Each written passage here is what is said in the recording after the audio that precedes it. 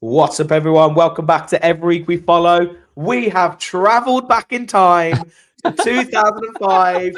We have beaten Newcastle away from home. Holy shit balls.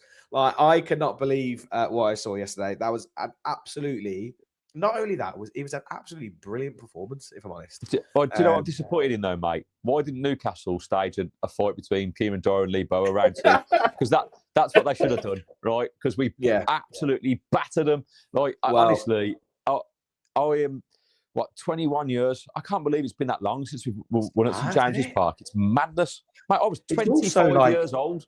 It's also usually a place where something like really drastic or terrible happens, you know, like with like Mings's ACL or like that fight or whatever. You know, there's just big things that tend to happen. But not a lot happened in this. I mean, obviously, I apologise in advance. I've still got this horrible cough. It's killing me. Well, mate, congratulations on getting through the intro because you did that without coughing. I did. Well done. And I'm screwed. Now you fucked. So let's talk about. Let's talk about the game. So before kickoff, team comes out. Quite interesting. Pete cracked me up. He messaged going, "Oh, much like this team looks way better. Looks way better than it was Everton." I was like, "There's two changes." I was like, "There was only." It's only Bogard, and Sancho. I was like, that's the only difference. And I was like, and he's like, no, it just looks better, looks like a better team on paper. I was like, it looks exactly the same. It's just we had a bad day against Everton. Yes, we still should have won the game against Everton, mate. If Morgan Rogers had his shooting boots on, we'd have won the game. Anyway, I digress. No, look, I think the thing that's most impressive about yesterday's result is the fact that we were away on Thursday in Turkey, and that performance was unbelievable. I thought, we beat a team away from home who hadn't lost at home all season. Yeah, and then we've gone and beaten Newcastle away from home, where I think have they won their last 7 or 8 at home on the trot? Premier League games, yeah, they lost to Man City in the Carabao Cup semi-final, didn't they? But I like it. I just. Just when I think like the Everton game was massively disappointing, and everyone jumped on the bandwagon going, "Oh, that's it. It's total challenge over and all that kind of jazz."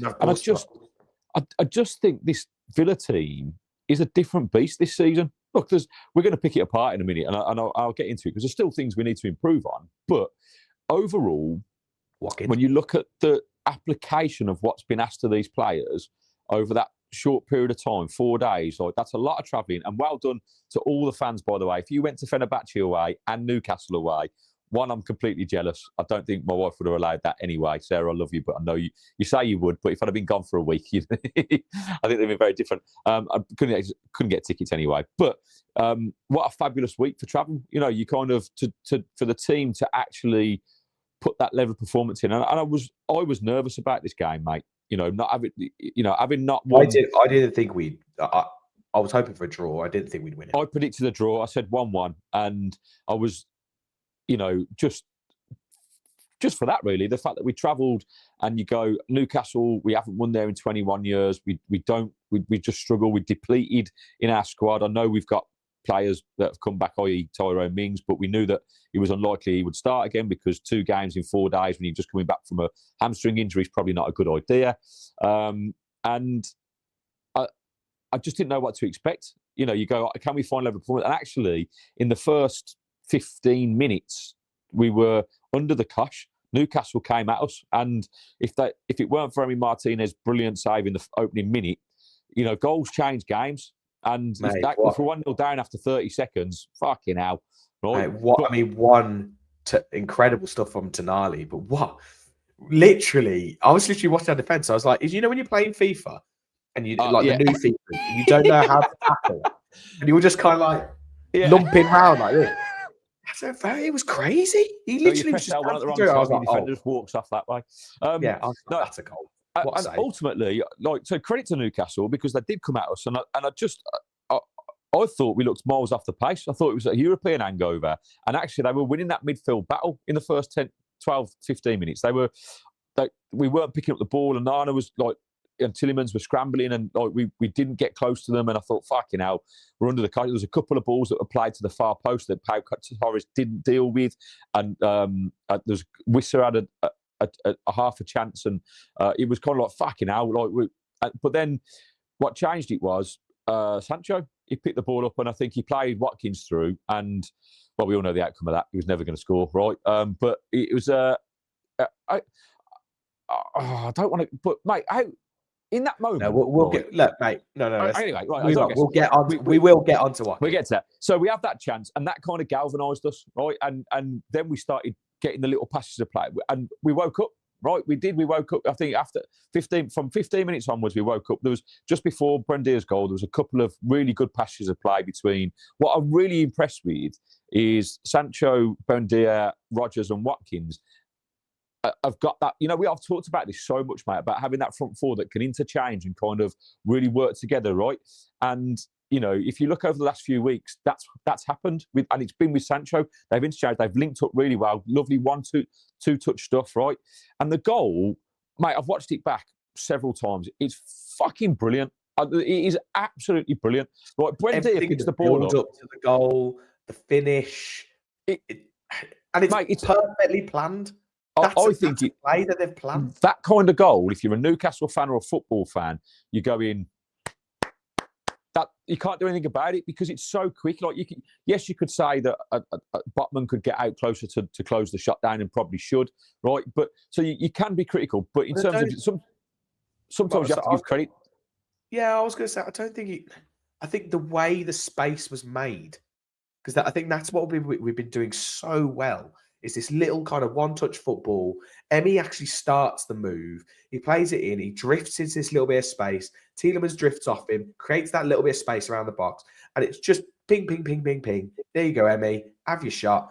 And, mate, honestly, if you said at the start of the season, Emmy Buendia is going to be banging in worldies. He's going to be making the difference. And that's the key thing is that these are really important goals. They're not just goals like the third goal in a 3-0 win. They are like the first goal. Game-changing goals. The winner. Yeah. You know, he did it against Arsenal. He's done it here. He's done it against Spurs. He is. Mate, I need the T-shirt. Goals change games because that's exactly what it did, right?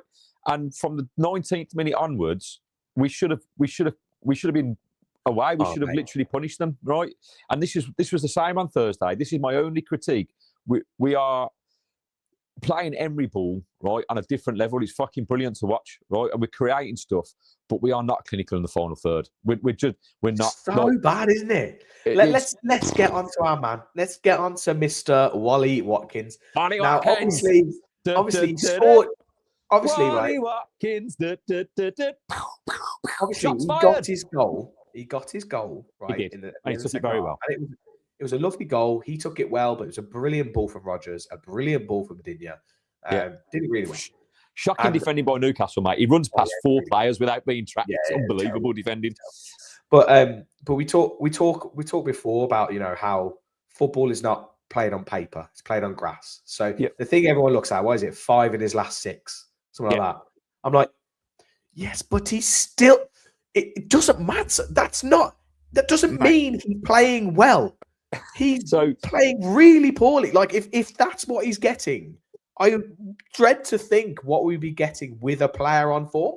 Like with a player who is clinical, confident, can take a touch well, can take on a man, can run faster than my nan trying to run across a defender, and it's the slow. I'm like, is his knee injury that bad? Because he's lost any change of pace. Has gone. Maybe that's down to the injury, but I don't care. Like obviously, we had Sam on last week, right, and he made some very good points, and he almost made me feel like I should be supporting Watkins. And then I watch him play, and it all goes out the window. Yesterday, I'm going to give you 2 major examples here as to why we need to improve on Ollie Watkins. Right, the first one, I don't know who it was. Ball over the top in the first half, right? And it comes over, right? And it's coming down.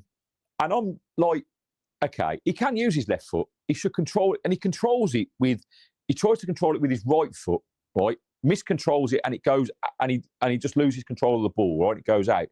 If he controls that with his left foot, to bring it inside across the defender, right, is then in on goal to shoot.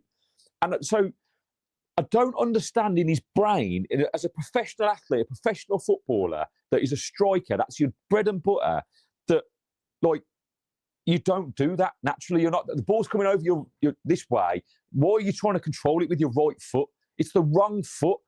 Even if you've got the weakest foot in left foot, as a professional footballer, you should be able to bring a ball down with both feet. So, and in that moment, right, yes, it would have been a world-class touch, right? But every 10 touches, he has that. Like, I think there was 4 touches later. So at the start of the second half, he had a brilliant touch that took him out, and I go, it's just not consistent enough. And that one, it infuriated me, because I just think, the limited playing knowledge, and I have played football all of my life, and to a fairly decent standard. But as a pro, that's the shit I'd be working on, knowing that, okay, ball's coming over my left shoulder, right? I'm too far away to goal to say volley it on my left foot, right? So the defender's here, I'm goal side of him, so all I've got to do is take a good touch here, and I'm away, right? And he like I say, he tries to do it with his right foot, and he miscontrols it completely, because it's the wrong foot to try and fucking control the ball with, for one. So you're off balance, right? And it's gone. The second one, where I think it was Rodgers that played him in, and he's in space and he's running, and obviously lack of pace. So the defenders get back to him, and Sancho's bombing down, right? And I'm like, mate, right, this is the worst pass I've ever seen. Right, and it was the right pass, but the execution. It's so bad. So bad. It was straight. It was straight. There was no angle. It was straight. Yeah. And I was literally like... But, mate, you're not even talking about being under pressure. You're not talking about someone coming at you and you've got to play it first time. You're talking, you've literally carried the ball 15 yards, right? You've got a player. The play is so obvious that what's going to happen, right? You can see the defender obviously defends well because he takes a step back, right? So you could argue he could have squared up for a shot, but I'm not. The pass was the right one for me. But if he executes it right, Sancho gets a chance on goal. But I feel like that pass, there was so much room for error around it. It's like even if he kind of like played it out wider, and it's like, okay, cool, he's got a bit wide, so then Sancho's got to go out wide, or he's played it like a little bit closer to the defender, so maybe the defender's like just nicked it, it's deflected, it's gone out of corner or something like that. No, he's literally just played it. Like the defender stood there and he's gone, give me the ball. Yeah. And he's literally just gone straight to my feet. I was literally watching it going, oh, and I think you could see in his face how bad he knew that was, because he was literally like handing his head. I was like, mate, it's so bad. And look, right, Sam was right. I'm not saying Tammy Abraham is going to come in and just make all these things wonderful. No, of course not. Incredible. But I'd be really interested to see someone who comes in who's maybe got a bit more confidence about them in the minute and tries something and like takes on the player or has that little bit of burst of pace or strength or something. I feel like they're going to get the chat. They're going to be literally licking their lips going, how has Ollie not banged in 15, 20 goals a season here? Easy. Yeah. Because people go on about his record. I'm just like, he is playing in the best performing Villa team there has been for decades over these last four seasons. We've been unbelievable. And he has had one really good standout season. Yeah. I'm just like... Look, Sam made a really good point to me, which made me think about, am I being harsh on him? Because obviously we probably create the narrative that we want to see. Right, so there's a little bit. I'm always looking for the negative and looking for those mistakes, and maybe there's a little bit of truth in that. But there's just so many mistakes. Like positives were yesterday. Took his goal really, really well, and he worked really, really hard. He always works hard. No, but to be fair, I've said that he hasn't in previous games, but he seems to have found a little bit of a bit more about him. But it's clear to me from yesterday's game that he's lost a yard of pace. There was a couple of occasions as well in the second half where he just didn't get away from the defender. Like he had a shot. Sorry, but Newcastle's defence are slow as. Yeah. Like you should be at least matching the pace. Well, compared to the likes of Anthony Gordon, Alanga, and who were a threat all game, and Wissa, that they caused us problems. They did cause us problems, right? But it's difficult to kind of focus on the positive when there is so many examples of what he does wrong. And this isn't about him being a bad player. Like this is me going, I don't understand his thought process. I'm trying to look at what he's thinking about, because it's consistent decision making that is wrong. Like whether it's the finish, whether it's the pass, whether it's the run, whatever it is, there's so many of them in a game, and then in fact it outweighs the positive stuff. So I'm going, okay, yes, he scored a good goal, and yes, he worked hard, and he made some good runs that opened up the space for various things, and that's great. But then he had 5 or 6 runs that went to nothing, that should have produced something. And if you are talking about winning a league title, right, and you're talking about winning the Europa League, these things matter. These little things matter. These clinical moments will matter, and we can't just sit back idly and go, "Oh no, he's been brilliant for 4 seasons, and he scored 82 goals in 209 games, whatever it is." Like it's we're not denying that though. Like I said, we're not saying like I said, he's been a brilliant servant. He's done fantastically well. Blah blah blah blah blah. But what we need now, like, maybe not this season, but I think, and I don't think it's any secret to anyone, next season we have to have a proper clinical up there striker who is top of their game for Champions League, Premier League, FA, be challenging over these next, and they need to be there for the next 3 or 4 years. Yeah. So here's my thought process on that, right? Because I'm convinced that Ollie will be moving on in the summer. I can't see him not, unless he like massively is happy to just take a step down. And I just can't see him being here. I think the Tammy Abraham deal makes sense because 1, his age, 28, a couple of years younger, right? 2, he knows the club. 3, it's not a long-term solution. I think Tammy Abraham will end up being a backup striker to someone we purchase in the summer, right? Exactly. And whether that be, I spoke about this on TikTok yesterday after the game.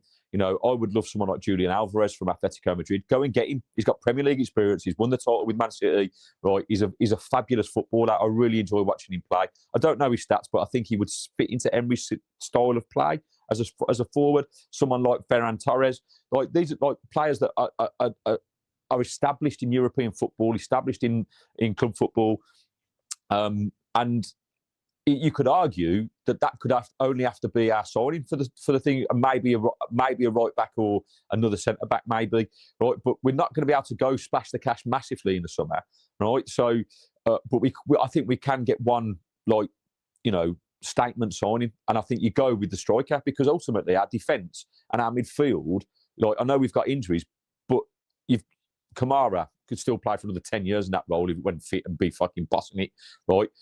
John McGinn, write him off for all you will, but he's fucking, at the moment, he's doing what he needs to do, and while he's eating let him cook, right? Anana, like, honestly, if this guy stays fit, right? He was so good yesterday. So good, mate. And, having only just come back, like, this is what I'm talking about, like, leaders on the pitch. Kamara wasn't there. Well, he was outstanding yesterday, mate, throwing his body on the line, breaking up play. First 15 minutes, we looked a bit shaky and they got through us. But after that, mate, he just grew into the game, and like he was absolutely sensational for me yesterday. My man of the match by a country mile. Woohoo! Right. And so it comes down to that impetus and that clinicalness up front. And if we combat that, mate, this team, I promise you, I think we could win the league. I think under Unai Emery, like and I don't care what all the people can come at us in the comments, right? And they can say that it's not possible and all that stuff, and you'll get all the other people. But I'm not deluded when I say that. Right? Unai Emery is a world-class coach, right? That is at the right club for him. And if we can get through this PSR fucking bullshit, right? Which probably might take another season, right, to get to that point. No, but we don't need to. We've shown we don't need to. But what I'm saying is, in terms of being able to really attract like someone like Alvarez, of course. Because we've got to be able to spend the money. We've got to be able to pay the wages. That's the key, right? Yeah, the wages is the difficult bit. I think when you were talking about the team earlier, and I was like saying, and you were saying about upgrading the striker and the fact that our defense is good and stuff. Also, we've said that as a defender, you can play later into your career. Like you could be a little bit older because it's about more about positioning, maybe a small little bit of turn of pace, maybe more about just that kind of like little nous of understanding how to nudge that player off the ball. You know, John Terry, for instance, is exactly Yeah, the shithousery complete, right? Yeah, exactly right. And then your wing backs are the ones that need to be fit. Like they need to be able to keep going up and down the pitch, which is why Maatsen and Cash are so good there. And we potentially do need another right back, like we've said.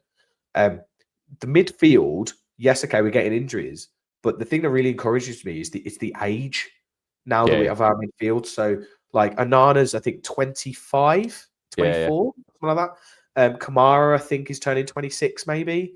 Bogard is what, 22, I think, something like that. You know, you've got 3 players there, all in a arguably our most important position, really, is that pivot and getting that right. So we've got that really good core. And then we've got Rodgers, what, 22, 21? I can't remember how. He's young as. Mate, he's like, I just think. Even Tielemans is only 28, 29, so he's got a few years left on him. But I hope he's all right, mate. You know, we'll talk about that. Yeah, Jesus. We'll talk about that in a minute. But just going back to that in terms of yesterday and the defence, like I've got to pick Pau Torres apart a little bit. I thought he had a poor game yesterday. You know, because we talk about how his distribution is the best thing about his game. Awful yesterday. But honestly, it was dreadful. He gave the ball away. I think every time he tried to pass it forward, right, and it was. And it shows actually that again that lack of pace, because and correct me if I'm wrong, you've watched it, but nothing came of it because Newcastle delivery was poor, but Wissa got away from him probably 4 or 5 times, and Anthony Gordon's delivery was absolutely shit. If it had been better, we'd have been in trouble, right? And I felt for Konza, because Konza knows it, and he was always looking to try and cover him, right? And Maatsen knows it, and that's why he plays Maatsen. But it was exposed yesterday because Newcastle, that front line is pacey, man. Like Barnes, so Elanga, like you know, Deeney got done by Elanga when he came on in the second half, and he just like fucking left him for toast. He got booked, right? This is being hypercritical, and I just want to give a big shout out to Tyrone Mings, because when he came on. Brilliant. Mate, the threat went away. Like his presence in that team. And we said this about when Tielemans was out. Remember, we got used to not having Tielemans when he was out for that length of period, and it was all right. And then Tielemans, he came back, and you go, oh fucking hell. Like, we went, oh yeah, because he played that he played this ridiculous blind pass. We're like, oh yeah, that's what we're missing. That's what we've been missing, right? And it's the same with Mings. Like, I know people will come at me about this, but but they live in the past with like there's mistakes that he's made, and you know, but. In terms of as a physical presence and a leader, right? He's second to none, mate. And I think he commands a certain, I don't know, respect on the pitch. There's a thing about there's more trust there, right? So you were talking about Konsa knowing that Torres is susceptible to X, so he's having to watch his man as well as think about that. Same with Maatsen, he's having to watch that as well as think about this. Whereas with Mings, they're like, oh no, I don't need to worry about it. Like he's got him. When he came on for Torres, and clearly Unai Emery saw that Torres was struggling, that's why he made that change. Because he didn't have to; he could have kept it as it was. Nothing wrong with Pau Torres; like he could have literally carried on for the 90 minutes. But he saw that when Elanga came on, that was going to be a problem. You know, and that's why. And he almost like he switched it up a little bit. So you go, okay, I'm going to push Maatsen further forward, right, and he can cover Digne. But if we put Mings there, then if he does get past him, we've still got a bit of pace. And Mings is only, 31, 32? And as you said, like, if he reads the game as well as we know he can probably do, that leadership quality, he could play for another 3 or 4 years at the top level, mate. But obviously, it's staying fit. I'm just saying that it's about that fitness, but that commanding presence in the air. Again, he won a couple of crucial headers when he came on. You know, Konza then did the same, and I just like that pairing for me. Like, I'm not saying it's a long-term thing, and we spoke about it before. You know, Mings could easily be Mings' last season. He's only on a year extension of his contract. I don't know if that's going to be extended, but you would think if he stays fit between now and the end of the season, right? There's a lot of football to be played, and he could play crucial money. I'd take him for another year as at least backup, and to show that he can come on. So there's options there, and then. The other player that I really think needs a special shout out, mate, and I love him, and he's been probably one of my favourite players this season, and I've been banging on about it for probably since we started the pod. Ian Maatsen, like I just think he's come on so much, and he offers such an outlet, like whether as left back or left wing. Like he was all over the place yesterday, like he was everywhere, and I was like, I just love it. He just sees it and he goes. He was in the area, he was trying to create chances, he was getting back, he was, he dealt with Elanga and Barnes pretty well. I think that in a couple of times Elanga got past him, but it went out. You know what I mean? But other than that, and you expect that he's not going to win every duel, right? But I just think he's the man. I think he's slowly cementing that left back position for me. Yeah, I think I wouldn't be. It'll be interesting in the summer because I know, like Neil was talking before about players that he says he doesn't think Mings would necessarily be here. Yeah, Martin won't be here, and he's talking about the salary, the wages. Yeah, I think the one who might go is Luca Dean, because I think one he's been playing well, so there's a value to him at the moment still, and he's on seriously high wages. Like, but he did take a pay cut though, didn't he, in the summer? He did, but so did Mings. Yeah. So I'm kind of like, if personally, I'm going to say if you're going to have to choose between Digne and Mings, I'm probably going to let Digne go, because I think we can probably get another left back to play second fiddle to Maatsen, or not second fiddle. I think a lot of the time we always think about second fiddle with a lot of these things. I don't think Emery has. It's a squad, isn't it? Right? Yeah, other than a couple of players, I think it's just rotation. Right? They all have their different pros and cons. And I think he's more replaceable than Mings.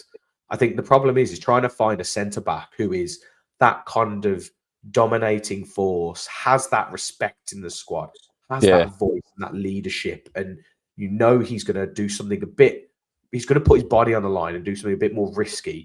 Like that is Tyrone Mings. That's quite hard to find. Yeah. I think keeping that central, little kind of battalion as good as it can be. In Lindelof, I mean, I think we all raised our eyebrows when he signed for 2 years, was it, I think? Yeah. No, it's been great, mate. 1 year deal, so he signed for 2. I'm like, actually, that 4, Mings, Torres, Konsa, Lindelof, Bogard can drop in if need be as well. It's looking pretty tight. And I'm like, I don't think we rock the boat with that, personally. We need to gain those wages back. Personally, I agree. There will definitely be players leaving in the summer, and I don't think this will be the season that we have to go crazy in buying. No, I agree. I think a couple. Yeah, I think a couple to strengthen the squad, and if we can replicate that, then and even like if we get Champions League next season again, right? So let's say we qualify twice, right? Then that'll be the one then, I think, and it will be. But even then, I don't think it'll be a case of like we're just going to go and splash and buy loads of fucking players. But I think it'll be a bit of a changing of the guard, because I think a change. I think it'll be right. What upgrade can we get to same system but better players? The age, because at that point, right, McGinn will and the attractiveness of the club, right, to get these players, because that will be they're a champions. Like I stand by this. If we keep our owners and we keep Emery, the legacy is to get us competing at that Champions League level, season in, season out. That's the legacy, mate. And if the trophies come, then brilliant, right? And obviously that people will always speculate, but this is about building something that can be capable of doing that, right? And however long that lasts, we've just got to enjoy the ride, man. But I'm feeling confident that Emery's not going anywhere. I think he's invested in it, like to get, like I say, not just win a trophy. Right, those are the goals that he set out each season. I want to win a trophy, right? Just like Ali sets out, I want to start. Just like Ali sets out, I want to score 20 goals. Okay, mate. Yeah, good luck with that. Right. By the way, if he does score 20 goals, on my away shirt, I'm getting Watkins on the back. Right, I will. I'll parade it full kick wanker. I'll sing his praises, but I just don't see him scoring 20 goals. How many league goals has he got now? 8. Oh God, we're definitely going to end up having Kevin on. Yeah, he's only got a score. He said he won't get double figures. Kevin, we'll probably have to work that out, and we'll get you details, and we'll work out how to do that. Yeah.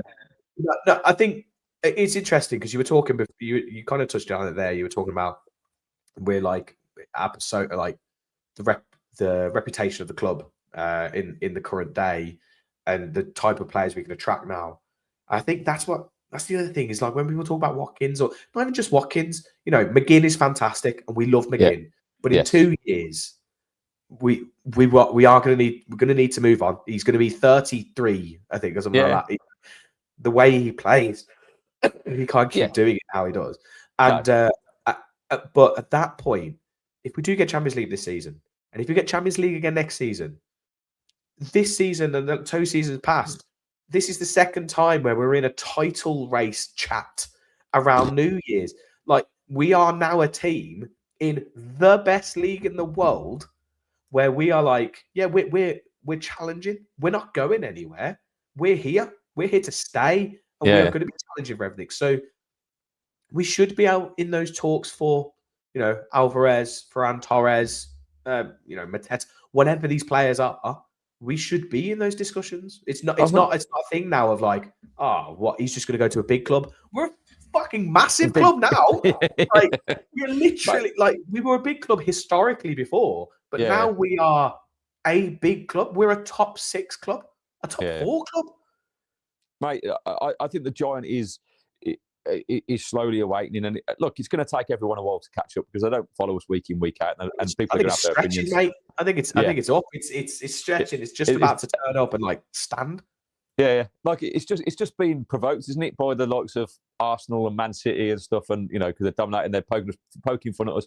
Oh, you're not real title challengers, like you fucking. Well, tell you what, Arsenal fans. Fucking got lost to Man U yesterday, didn't you? What's that 4 points looking like for you now? Jesus. They've still got Man City to play. Mate, they've got Leeds this weekend. Yeah. Mate, I'm spending my day going on Arsenal fans because the amount of shit I got from when they beat us 4-1, right? It's the bottle job has commenced. They drew last week. They've dropped points again yesterday. And I stand by it. Bottle jobs, mate. They haven't got the players that have got the experience to get over the line. They won't lose many, but they will draw games. Yeah. So, like, they arguably should have drawn yesterday. It was obviously a worldie right at the end, but I expect them to really struggle against Leeds. I expect them to probably lose against City. I expect them to struggle against other teams this season. They're not clinical. They're not like their goal difference is high because they don't concede many, but I think that's been massively skewed by big wins. They're not exciting to watch going forward. The way they score their goals are from majority set pieces this year. And it's trying to do that traditional Arsenal of walking into the box. It's all in the penalty area. Like they're not carving teams open and kind of scoring brilliant team goals or wonder goals or anything like that. It's just not happening. Like they've done it occasionally, but the majority of their goals have come from set pieces. Now look. If it works and they win the league, then that's fine. But I think they're a wonderful team. I'm not saying they're not a brilliant team. Yeah. I just feel that they are. I don't know. They don't have that something that usually a title-winning team has, where they're gonna score goals. They look head and heels above everyone else. I just don't feel that with Arsenal. I feel like they're really tough to beat. And they might get a goal, but I just feel like they're going to draw games. I don't think. Look, watching that game yesterday, if you were telling, if you didn't know which team were top of the league, there, right, you would be going, it's Man U, right? It was Man U that looked like they wanted the game more. It was Man U that kind of were creating chances. It was, they were taking it to. They played. That was probably Man United's best game I've seen them play, and I watched it because I did a live on it, and it was it. Yeah, I won't say I was impressed. It's that new manager bounce, right? Carrick's obviously got in and around the players, and there's a respect for them, and you expect that.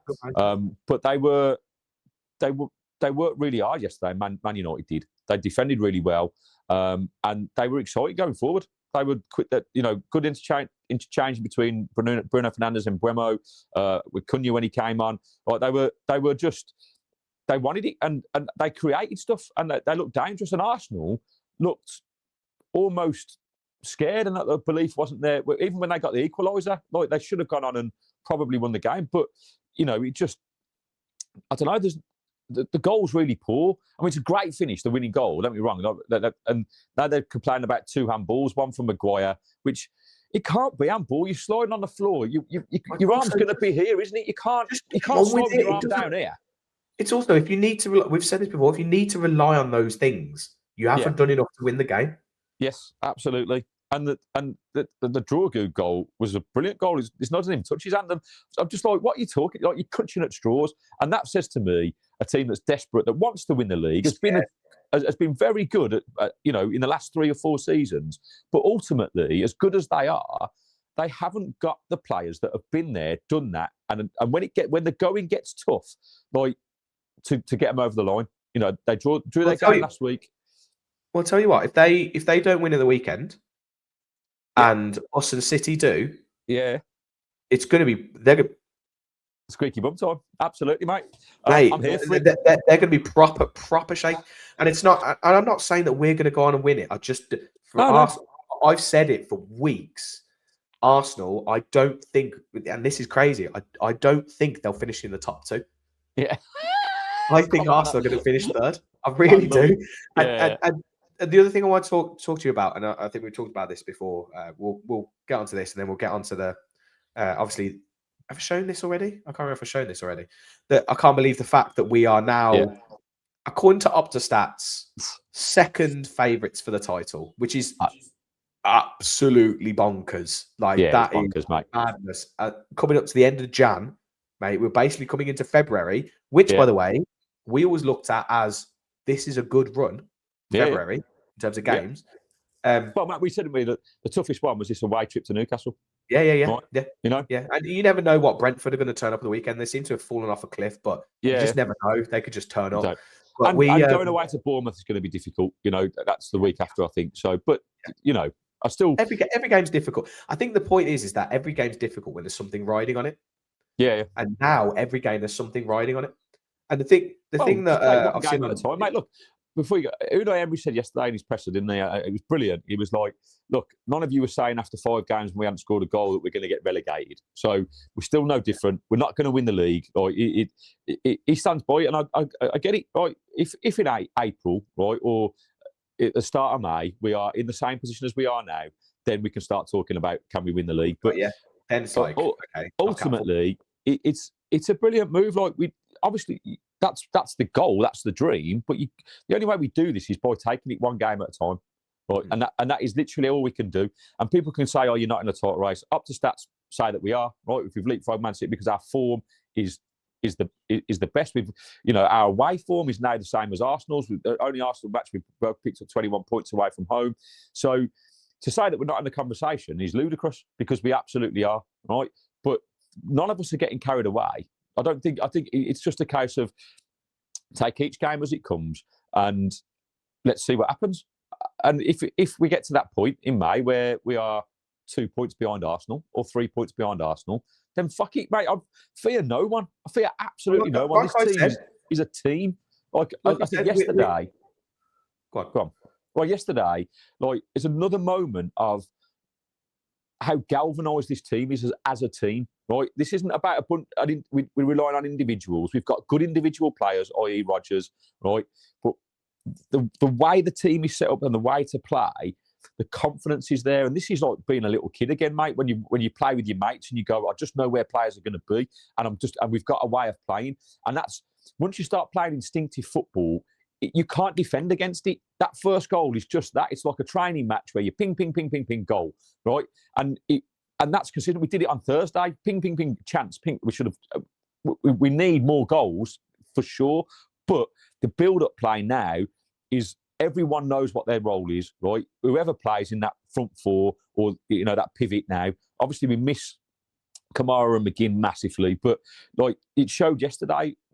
Anana fitting in with Tielemans it just works. It really works. And once you get Buendia on the ball in space, look what he did. He needs all the plaudits, Buendia, because I said to you when I went to watch the Roma game and he scored that free kick, I said, mate, he looked so sharp. Right, and at first, I just this is to put himself in the window. We're probably going to sell him, and even now he's still so humble about it. And even like he said, I think yesterday, I don't know if you heard it, but he was like, "I just want Unai to be proud of me," right? And you go, "Fucking hell!" Dad and so when he's saying things like he's my son, this is I'm talking about the depth of the relationship. just as he was getting into his momentum there, Gary, he's got a phone call coming from somewhere.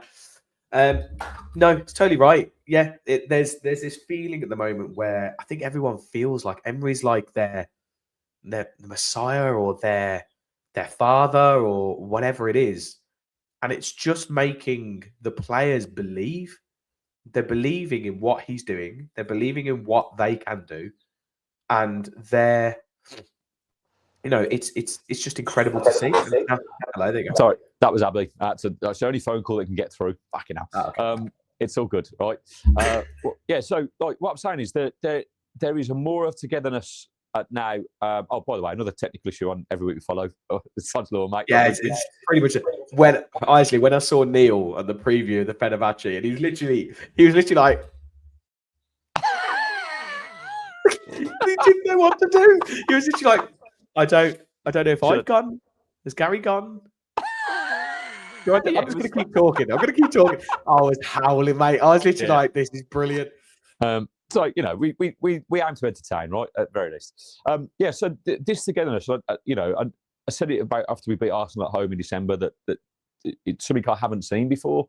And actually, I think there's a belief in the squad. Not that we're going to win the league, right? But there's a belief in themselves that they're a team. And that is priceless, mate. And getting players to do that.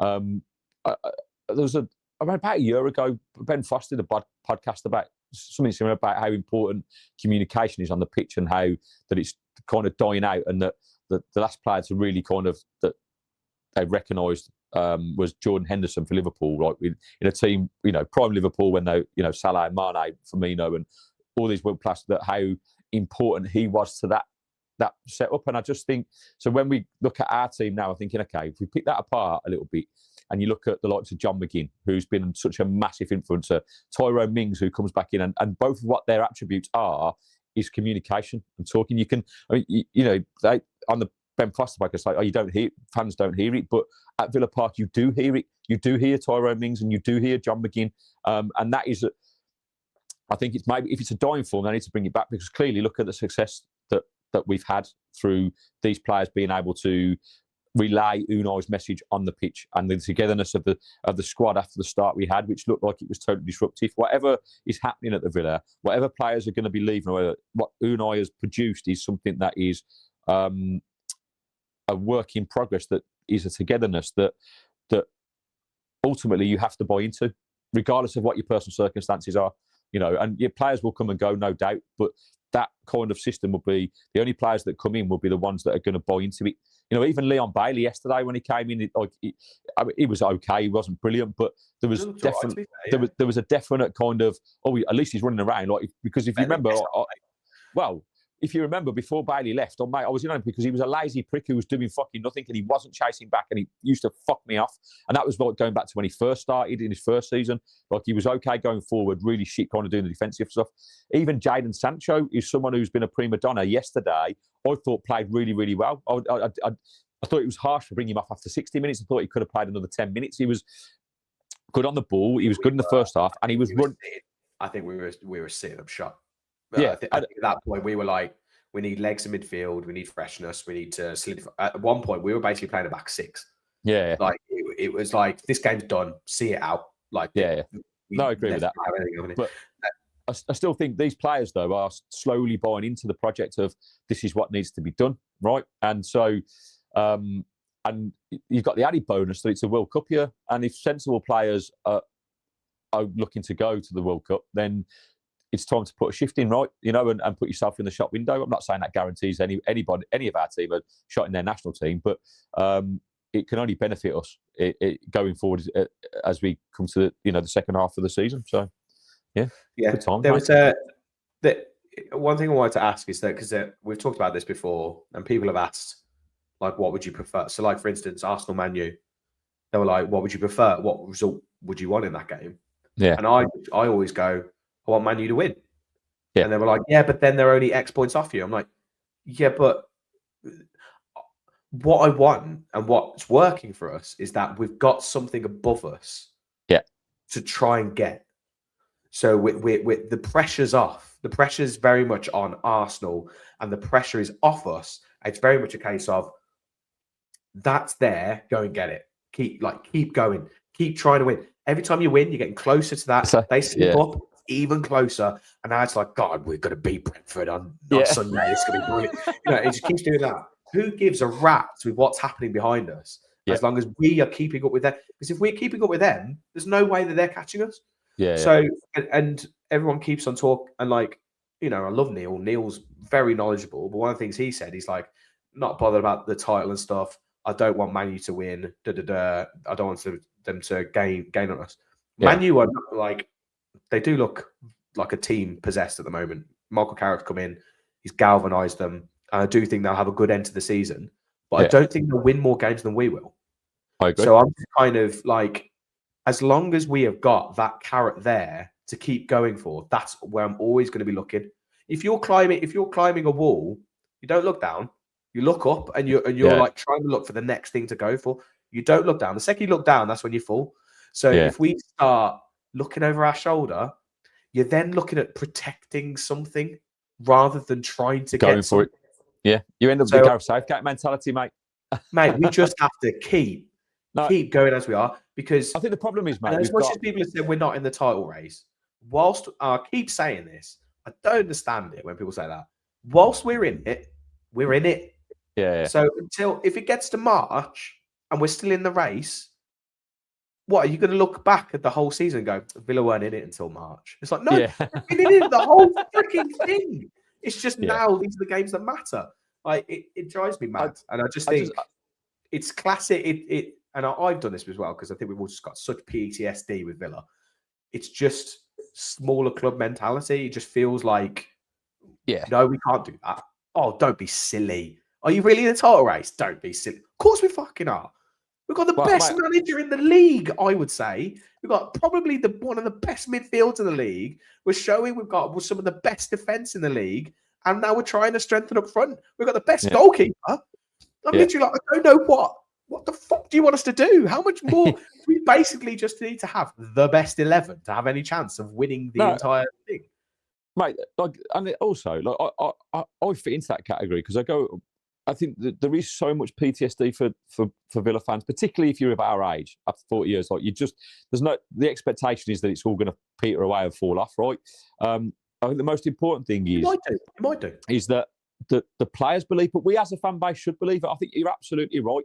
Like, we shouldn't be looking backwards. We should be just focused on where we are and what we're doing. And if the fans don't believe it, then the players won't believe it. This is why we need to kind of really get behind them now, with this push at the end, towards the end of the season, and particularly the home games we've got coming up. In the next 4 or 5 fixtures, right? You've got obviously Brentford at home on Sunday, then we've got Brighton at home, then we've got Leeds at home, and then in between that you've got Bournemouth away, and then Wolves away at the end of February, I think it is, right? Then, but those are all winnable games, all of them. Right, and even if you win the home ones, do you know what I mean? Let's say away fixtures are tough. Even going to Wolves, local derby, it's not a given. Like, it is what it is. But you would expect us to be in and around that race come March. And then, and like you say, it's not about, we're just suddenly in it. We've been, as Jamie Carragher said on Sky Sports, they just won't go away. Well, do you want us to go away? What the fuck are you talking about? Like, we've got, like you said, all the things, and we've just got to believe. And I'm a believer, mate. Like I say, while we're in it, we're in it. It's like a foul smell. Yeah. Honestly, I can't stand this. Won't go away, mate. I can't stand this Sky Sports bullshit. Like, no, I'm looking at Arsenal's fixtures. So you've just reeled off our fixtures there. Yeah. So Arsenal got Leeds away this weekend. They've then got excuse me, Carabao Cup semi-final. So they're going to have to potentially rotate or something there. Yeah, man. That's good. They then got Sunderland, who are struggling a little bit more now, but they'll still give them a game. That's at home, isn't it? Yeah. Then they got Brentford away. Yeah. Then they've got FA Cup. They've got Spurs away. Derby, mate. They've got Chelsea at home. So I'm actually looking at that going, well, it's quite easy for them to draw or lose one or two of them. Like Yeah. I don't. I'm not looking at this going. They've got Wolves, followed by Wolves, followed by Wolves, followed by Wolves. Like that's not how it's looking. They've got some pretty tough games coming up, and equally, like we say, everyone's got to play Every game's everyone's tough. in the season. Yeah, and every game is tough when so much is riding on it. And Yeah.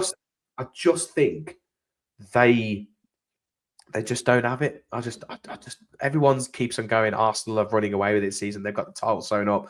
Even Opta Stats is sitting there giving them 87% or whatever they're saying. I'm just I just don't see it.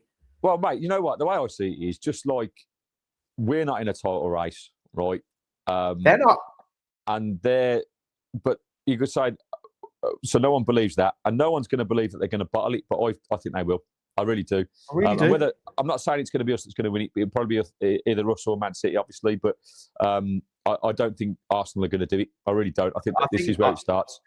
Realistic hat on, Man City win the title for me. I think they're. Yeah. I think they will. They will. Now they've got Mark Gay, mate. Like they've strengthened their squad in January.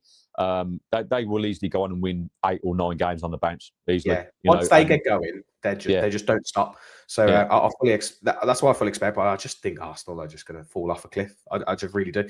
Anyway, anything else? Obviously, this week. So we have got busy week, mate. Going to do the preview of the RB Salzburg game. We'll both be going to that. So I'm sure Gary will do some live things on the old TikTok. For that yes, I'll be. You will be. Yeah, I'll be live, mate, for sure. Okay. On the day, I'm going to try and get there early and get the team arriving. So join us on that for their arrival and the build up to the game prior. Nice. Wednesday, we will be doing a preview for that on YouTube. We will then obviously have our post match. We will not be doing that after the Salzburg game because that'll be like 2 a.m. So I don't think we'll get many people watching that, if I'm honest. So we will be doing that on the Friday morning. And then we will have the preview of the Brentford game. We're going to maybe record that sometime this week, but it'll probably come out on Saturday morning. And obviously the Sunday. The Sunday, we will be doing some live stuff. We'll be meeting up with Simon, Brentford fan, who's also going to come on for the preview. So we'll be doing some live stuff of the game and potentially afterwards as well. And then obviously we'll have our match reaction either Sunday night or on our Monday weekly thoughts. Yes. And that is finally then that set of European fixtures done. And we can just go back to like a couple of episodes a week. Because this is killing me. It's exhausting. Well, it is when you're not very well, mate. You need to get well, don't you? So hopefully that's never a good thing either. Well, Henry's at nursery today. So at least we haven't got that crazy little lunatic running around and trying to wrangle him. But anyway. Any last final thoughts, guys, and then sing us out? Yes, mate. Final thoughts, because I don't think we've truly mentioned him. I think it has to go to Emi Martinez in goal yesterday. What a save! Mate, from Lewis Miley. Like, crucial, I think that would have been 1-1. But, mate, before the game, I was hoping that Bizot would start. I thought he played really well on Thursday, and you go, what's going on with Martinez? He seems to be picking and choosing his fucking fixtures. Like, is he on his way out in the summer? Potentially. But you can't argue when he plays like that. He's made mistakes in the last few weeks, but the save in the first minute, he's got no right to save. He's going the wrong way. Somehow he gets his toe to it, keeps it out. And then the Lewis Miley save is world class. It's over him. It's looped over, and he somehow again got back and just I don't know how he's done that. He was great yesterday, and then obviously I think the funniest thing was with the shithousery where from a corner he catches the ball, he actually bumps into Ian Matson, then he touches the post with his back, and then did you see Konza's reaction? Fucking like his face was like, fuck's sake. Like, even Konza was pissed off with it. There's memes of that all over the internet. I'm sure you'll all see them. I haven't got a picture of it, but it was the first time really that he's done that. He's clearly been told not to do it. I don't think, because he's really not done it this season, like his usual shithousery stuff. Goals change games, but also saves change games, and those 2 saves are as good as scoring 2 goals, right? So, because if one of those goes in, it's a very, very different game. And actually, plaudits to him. I give him because he was just simply brilliant. What's going on here? James is on mute. You need to take your microphone off mute, mate. Oh, there you go. There you go. I managed to find it for you, mate. Yeah, it's literally Mate, he's on his back and Callum's It's like, like fucking hell. oh, here Like, we go. We're up again. It was very funny. When he went down like that, I was literally there. I was like, shit Well, out of it. It was fine. I was on the obviously I was doing a TikTok watch along, right? And there's some Newcastle fans in the live, and they were going, "What the fuck's going on?" I said, mate, he's I think it's in the 75th minute or something. I said, there's nothing wrong with him. He's absolutely fine. And then I watched the replay and I thought, yeah, he's definitely just milking that for a little bit of extra time. And to be fair to him, right? And obviously, if it's done against you, you hate it. But we were under the cosh a little bit. They were coming at us and they were throwing balls into the box and stuff. So actually, what he did was, as much as it was annoying, he gave us a little bit of a break just to kind of reset. And so, I'm for it. And like I say, a whole team performance on a whole yesterday was superb. The critiques that we've put on Watkins and Pau Torres, minor stuff, but these are things that other teams will be looking at to kind of pick us apart, right? And this is the difference when you're at that level, and that level where we're trying to hit at the moment. It's those tiny little things that matter. Like you said, it's the small details that matter. It's the small details, 100%. And so, look, these are things that you're constantly striving to improve. It's not an easy fix, because people will always come at me and go, well, because the question I always get, well, who would you have instead of Watkins? And the answer is, I don't know. I'm not a fucking professional football man. What I do know is that he's not the man because he's not clinical enough. So whether it's a diamond in the rough, whether it's someone that we can go out and buy like someone Alvarez who we know is a natural born scorer, in as you said, in this Villa team that is arguably the best we've seen in 40 years, right? And certainly the best in the last 4 seasons.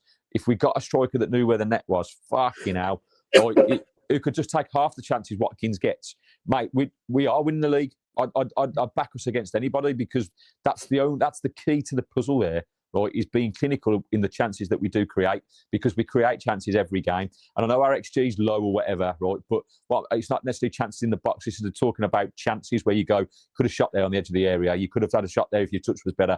Like, these are chances that they're moments that don't necessarily go into chances. So the XG looks shit. But in terms of where we're actually at in those passages of play, when you watch it live, and if you're a season ticket holders like we are, and you see these moments that don't get shown on highlight reels or whatever, you go, it should be better. And, so it's easy to look at Ollie Watkins in a nutshell and go, actually, what are you moaning for? He's fucking scored double figures every season. He's fucking been, that's great. But there's underlining to that. To every stat, there's underlining in the actual performance. So, you obviously, again, you pick your narrative, but I think you have to bring these both together, the good and the bad, and then you get a medium, right? And that's kind of what we got to look at doing. So, nice. But, mate, what a time to be alive. What a time to be a Villa fan, right? And we have picked the right time to start this channel, right? From last year to this year, like, it's just been an absolute roller coaster. So hit that like button, hit the subscribe button if you're still here after an hour, right? Hit the hype button. We've rambled on for absolutely fucking ages, right? 58 minutes now. Yeah. 58 minutes. Just comment and let us know what you think, and we'll see you on the next one. And as always, every week we follow the boys in claret and blue. Peace. See ya.